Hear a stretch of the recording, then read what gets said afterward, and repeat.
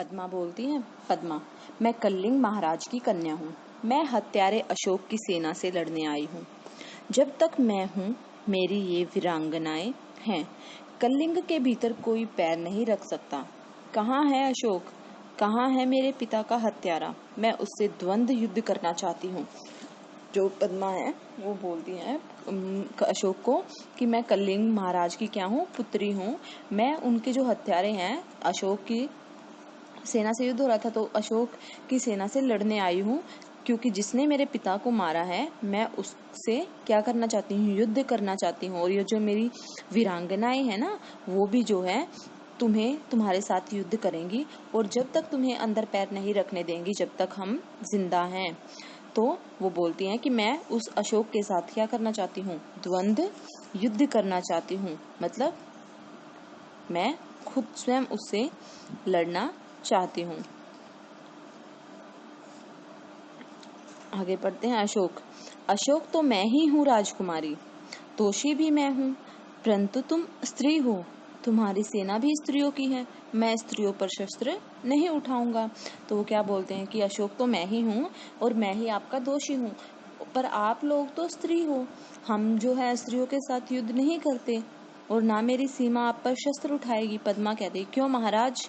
अशोक, शास्त्र की आज्ञा है राजकुमारी, कि शास्त्रों में ऐसा लिखा है, तो हम वही नियम अनुसरण कर रहे हैं। पद्मा, और शास्त्र की यह आज्ञा है कि तुम अपराधियों की हत्या करो।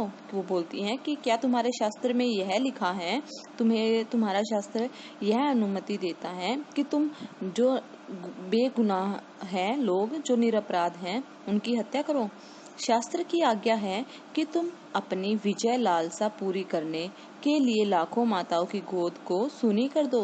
बोलती है कि क्या तुम्हारा शास्त्र ये बताता है कि तुम अपनी जीत को पाने के लिए लाखों जो माएँ हैं उनकी गोदों को, उनके पुत्रों को छीन लो।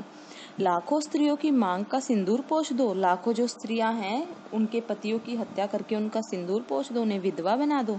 फूंक दो उस शास्त्र को, कि उस शास्त्र को जला दो जो तुम्हें यह सिखाता है, उस शास्त्र को तुम जला दो। मैं तुम्हें से शास्त्र सीखने नहीं आई हूँ, शस्त्रों से युद्ध करने आई हूँ। बोलती कि मैं तुमसे शास्त्र का ज्ञान लेने नहीं आई, मैं तुमसे शस्त्र से, हथियार से युद्ध करने आई हूँ। तुम हत्यारे हो, मैं अपनी बलि चढ़ाकर तुम्हारे खून की प्यास बुझाने आई हूँ, कि तुम जो है मेरे पिता के हत्यारे हो, तुमने इतने लोगों, निर्दोष लोगों की जानें ली हैं, तो मैं अपनी बलि चढ़ाकर तुम्हारे खून की प्यास बुझाने आई हूँ। अपने सिपाहियों से कहो कि तलवार उठाए। कलिंग की स्त्रियां तुमसे कुछ नहीं चाहती, केवल क्या चाहती हैं, युद्ध चाहती हैं। अशोक सिर झुका लेता है कि कलिंग की स्त्रियों को तुम्हारी दया सहानुभूति नहीं चाहिए, हमें तो युद्ध चाहिए। पद्मा, क्यों, सिर क्यों झुका लिया महाराज? मैं युद्ध चाहती हूँ, केवल युद्ध। आज आपके भीषण युद्ध की पूर्ण आहुति होगी। भीषण मतलब भयंकर युद्ध की पूर्ण आहुति मतलब समापन, कि आज जो आपका युद्ध जो है वो समाप्त हो जाएगा। आज जो है इसकी पूर्णाहुति हो गया। अशोक, बहुत हो चुका राजकुमारी, मैं अब युद्ध नहीं करूंगा, कभी युद्ध नहीं करूंगा। तलवार नीचे फेंक देता है। वो बोलते हैं कि राजकुमारी बहुत हो गया, मैं आज के बाद युद्ध नहीं करूंगा। पद्मा, यह क्या महाराज?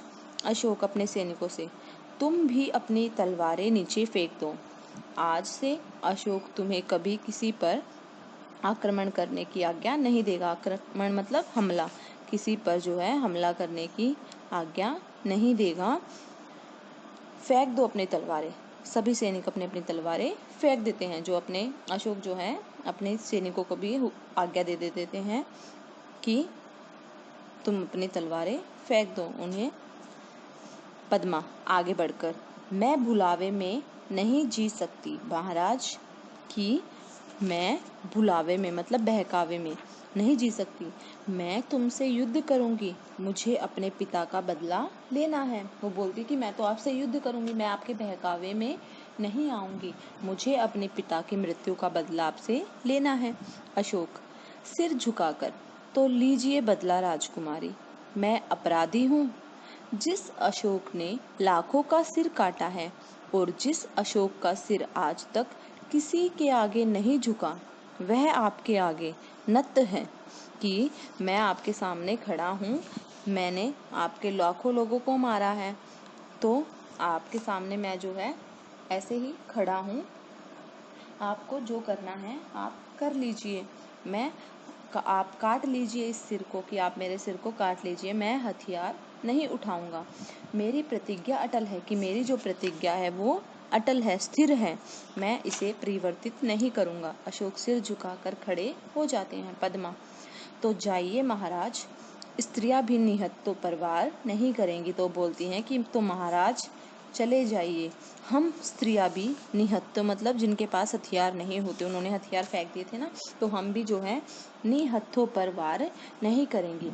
आप अपनी प्रतिज्ञा की रक्षा के लिए जीवित रहिए, कि आपने अगर प्रतिज्ञा ली है तो उसको निभाने के लिए आप जीवित रहिए।